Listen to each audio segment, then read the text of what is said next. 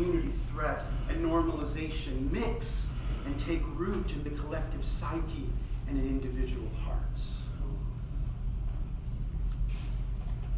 Friends, I fear that as we sleep or allow ourselves to be distracted or to be numbed or overwhelmed by the sheer number of crises and scandals and once unthinkable outrageous scenarios that play out by the minute in our public life, the moral landscape is shifting beneath our feet and we remain willfully unaware.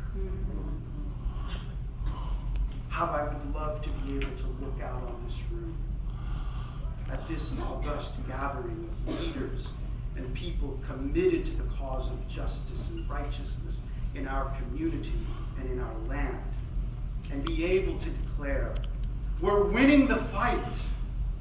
Keep running the race. The goal is in sight if only we stay at it.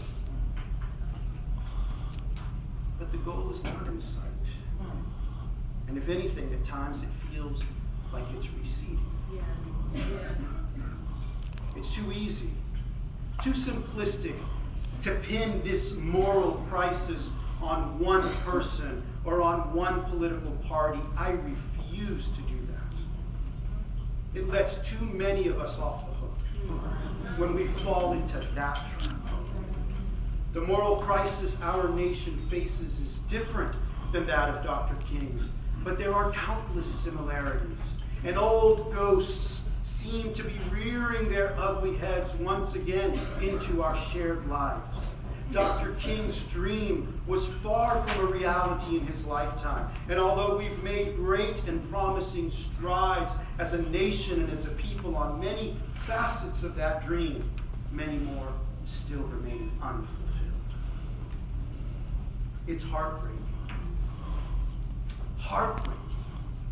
that today, rather than living in King's dream of a nation, we still live in an America where children are ripped from their mothers' arms and caged simply because those mothers are seeking a safer, more promising life.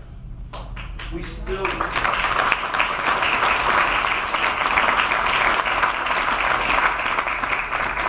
live in an America where anti-Semitism is on the rise, and our Jewish sisters, brothers, and siblings around the world have to have that conversation. That conversation.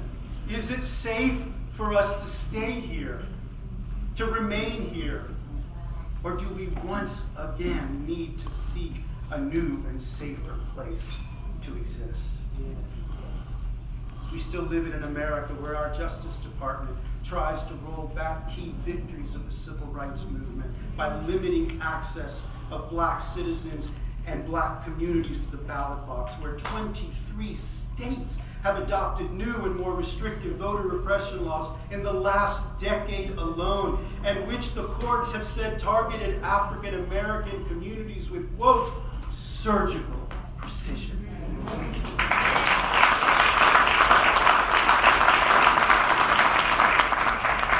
We still live in an America where people like me, Latino men, can be labeled rapists and murderers and thieves who are here to steal your jobs.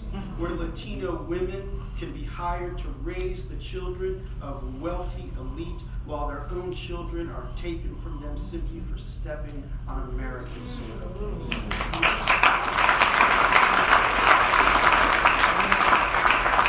We still live in an America where, according to the National Center for Children in Poverty, 41% of children in our country were living in or on the brink of poverty in the wealthiest nation in the world. We still live in an America where just a few years ago, the promise of LGBTQ equality seemed within reach, but in the blink of an eye, those hard-won protections, won by blood and sweat and tears, seem as fragile now as they did a decade ago. We still live in an America where Islamophobia is on the rise, where being a woman in the workplace is still a hazard, where in the course of our lifetime the prison population has skyrocketed to the highest rate of incarceration in the world, primarily caging black and brown bodies, which Brian Stevenson, Michelle Alexander, and others have argued is nothing more than a modern, more sophisticated expression of slavery.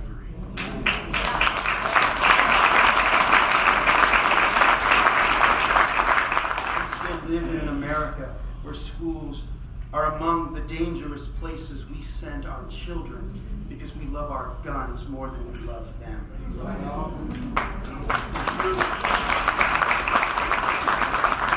If you're like me, you can already feel the weight of this brief list, how much more I should and could have added. For some of you have likely tuned me out because you've heard this all before. Perhaps you're fatigued by focusing on these challenges for which it seems that solutions are complex and perhaps out of reach. Or perhaps some have made assumptions about my politics which may not match yours. And so it seems that we are at odds and that we will never find common ground. But I ask you, friends, what then are we to do with our fatigue? With our inability to dialogue across difference, with the normalization of fringe thoughts and methods, with our seemingly opposable truths, and with the overwhelming and insurmountable nature of our local and national challenges. What are we to do with that? Martin Luther King wondered about these very questions while he was sitting in a Birmingham jail.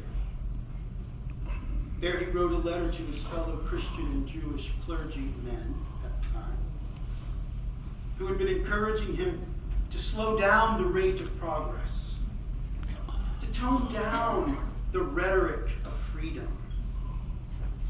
And he couldn't understand the logic of their request.